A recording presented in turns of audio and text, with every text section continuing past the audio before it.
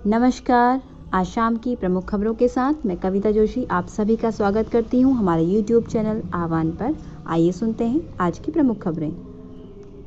उत्तराखंड को बनाएंगे आध्यात्मिक राजधानी, कर्नल अजय कोठियाल। अजय कोठियाल ने कहा कि गणेश चतुर्थी पर आम आदमी पार्टी एक बड़ा संकल्प ले रही है। आप प्रदेश को आध्यात्मिक राजधानी बनाएगी। उन्होंने कहा कि उत्तराखंड धामों का प्रदेश है और अब इसे आध्यात्मिक राजधानी बनाने का समय आ चुका है। कैबिनेट मंत्री डॉक्टर हरक सिंह रावत ने कांग्रेस में वापसी की अटकलों को नकारा। उन्होंने कहा कि उनकी न तो किसी से कोई नाराजगी है और न ही वह कांग्रेस के किसी नेता के संपर्क में है। विधायक उमेश शर्मा काऊ की नाराजगी पर उन्होंने कहा कि वह उनके भाई हैं और भाजपा के विधायक भी। उनको यदि कोई दिक्कत होती है तो मदद करना उनकी नैतिक जिम्मेदारी है। इसी जिम्मेदारी को निभाते हुए उनकी बात मुख्यमंत्री और पार्टी हाईकमान के सामने रखी गई। चारधाम तीर्थ पुरोहितों ने 22 महीनों से चल रहे धरने को किया स्थगित। शनिवार को देवस्थानम बोर्ड और चारधाम यात्रा को लेकर चारों धामों के पुरोहितों ने मुख्यमंत्री पुष्कर सिंह धामी से मुलाकात की। मुख्यमंत्री के आश्वासन के बाद चारों धामों में देवस्थानम बोर्ड के विरोध में चल रहा धरना स्थगित कर दिया गया। विगत 22 महीने से देवस्थानम बोर्ड को लेकर बद्रीनाथ, केदारनाथ, गंगोत्री और यमुनोत्री धाम में धरना जारी था। उत्तराखंड बना रोपवे निर्माण के लिए MOU करने वाला देश का पहला राज्य। पर्यटन विभाग ने 7 रोपवे निर्माण के लिए सड़क परिवहन एवं राजमार्ग मंत्रालय के साथ MOU किया है। NHAI की ओर से रोपवे बनाने के लिए नोडल विभाग बनाया गया है। वहीं DPR तैयार करने के बाद निर्माण कार्य शुरू किया जाएगा। पैरालंपिक में कांस्य पदक विजेता खिलाड़ी मनोज सरकार का रुद्रपुर में किया गया भव्य स्वागत। टोक्यो पैरालंपिक में देश को कांस्य पदक दिलाने वाले उत्तराखंड के अंतर्राष्ट्रीय बैडमिंटन खिलाड़ी मनोज सरकार का रुद्रपुर में भव्य स्वागत किया गया।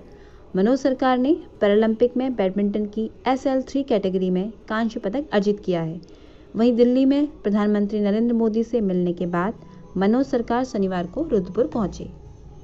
हाईकोर्ट ने सरकार को निजी स्कूलों में फीस वृद्धि मामले में 2 माह में निर्णय लेने के दिए निर्देश। नैनीताल हाईकोर्ट ने राज्य के निजी स्कूलों में शिक्षा का अधिकार अधिनियम RTE के तहत पढ़ रहे गरीब बच्चों को फीस बढ़ाने की मांग के मामले में राज्य सरकार को आदेश दिया है कि वह 2 माह के भीतर इस पर निर्णय ले। साइबर अपराधियों को खोजने के लिए गूगल अब उत्तराखंड पुलिस की करेगा मदद।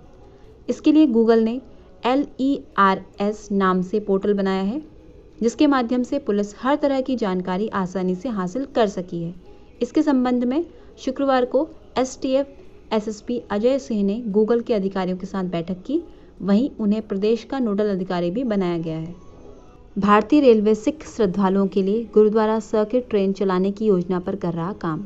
पंजाब के अमृतसर में शुरू और समाप्त होने वाली ये 11 दिवसीय यात्रा कम से कम 4 प्रमुख गुरुद्वारों को कवर करेगी। इनमें अमृतसर में हरमिंदर साहिब, बिहार की राजधानी पटना में पटना साहिब, महाराष्ट्र के नांदेड़ में हजूर नांदेड़ साहिब और भटिंडा में दमदमा साहिब शामिल हैं। इस ट्रेन में अंबाला, सहारनपुर, लखनऊ, मनमाड़, सूरत, अहमदाबाद, जयपुर, बठिंडा और अमृतसर सहित कई स्टॉपेज होंगे।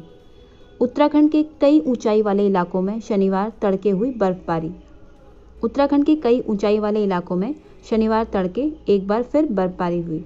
आज बद्रीनाथ की ऊंची चोटियों पर दूसरी बार और मुनस्यारी में सीजन की तीसरी बर्फबारी हुई है।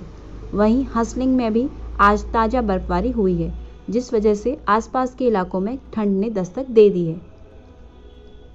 तालिबान के बहाने उत्तर प्रदेश में समाजवादी पार्टी पर हो रहे सियासी हमले।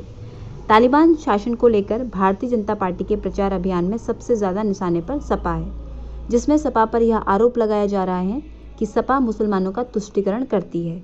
वहीं भाजपा सोशल मीडिया को तब तक सपा पर हमले जारी रखने को कहा गया है जब तक अंतर्राष्ट्रीय समुदाय में तालिबान राज की चर्चा हो रही है।